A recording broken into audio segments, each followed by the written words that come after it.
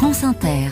Les chroniques littorales célèbrent 2025. Bonjour José-Manuel Lamarque. Bonjour Mathilde Munoz. Parce que c'est une année particulière. Effectivement, 2025 est l'année de la mer en France, avec un grand rendez-vous en juin prochain, l'UNOC, la conférence des Nations Unies pour l'océan.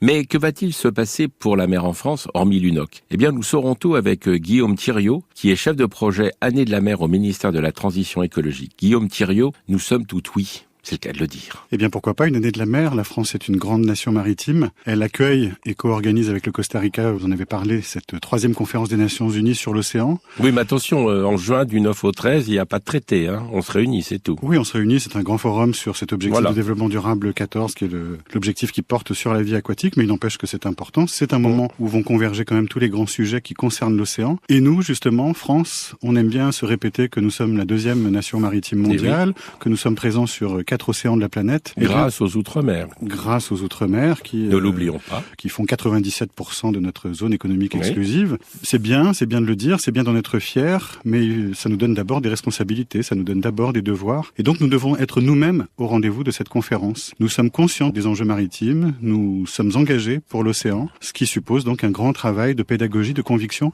d'abord à l'intérieur de nos frontières. Et surtout faire découvrir la mer et l'océan aux Français, aux Françaises. Faire connaître, c'est le premier enjeu de cette année de la mer, c'est faire prendre conscience de l'importance de l'océan pour tout le monde. La mer, elle est importante pour tout le monde. Nous l'impactons toutes et tous par nos activités, par nos modes de vie, et en même temps, nous en dépendons pour vivre. Cette planète ne serait pas habitable si nous n'avions pas l'océan, et donc il faut que cet océan reste en bonne santé, qu'il puisse continuer à jouer son rôle, qui est de maintenir les grands équilibres qui permettent la vie sur Terre. Il faut penser que quand on respire, une bouffée d'air sur 2, elle nous vient de l'océan. Alors, comment faire savoir quelles sont les actions concrètes aujourd'hui, dans cette année de la mer, pour faire découvrir la mer aux Français et Françaises ? Le grand rendez-vous, évidemment, c'est la conférence de Nice en juin.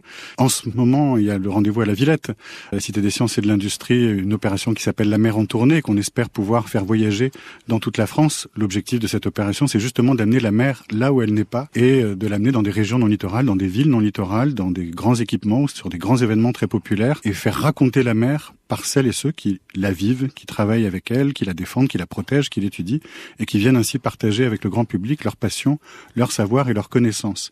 Mais surtout, cette année, elle se veut très collaborative, très participative. Cette année, elle sera ce que les acteurs du monde maritime décideront d'en faire. On a lancé une grande campagne de labellisation avec le titre de cette année de la mer, qui est la mer en commun.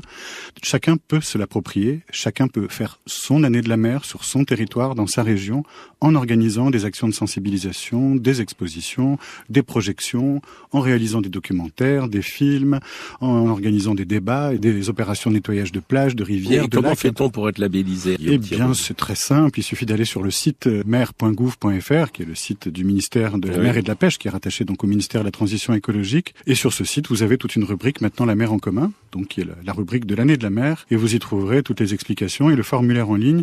Il suffit de remplir ce formulaire et c'est présenté ensuite après instruction devant un comité d'experts constitué de 12 personnalités du monde maritime qui regardent ça avec beaucoup de bienveillance. Je dois le dire, il n'y a pas de financement à la clé, mais il y a cette reconnaissance qui est apportée aux porteurs de projets qui rentrent dans cet objectif, qui est l'objectif central de cette année de la mer, j'ai pas encore utilisé cette expression, qui est l'objectif de maritimisation des esprits. Et bientôt un autre événement à Paris, en avril. Nous allons aller au Grand Palais. Je lance déjà l'invitation pour la Galerie de la mer que nous allons installer dans l'une des galeries du Grand Palais du 11 au 13 avril prochain à l'occasion du Festival du Livre, qui va regrouper tous les auteurs, tous les livres, des expositions qui parlent de la mer et en même temps tous nos acteurs qui font de la sensibilisation sur ces sujets et une librairie maritime. Donc un grand rendez-vous pour respirer la mer et pour plonger dans tous ces univers imaginaires et scientifiques. Merci Guillaume Thiriot. Un site internet mer.gouv.fr. À demain Mathilde Munoz. À demain José-Manuel Lamarque.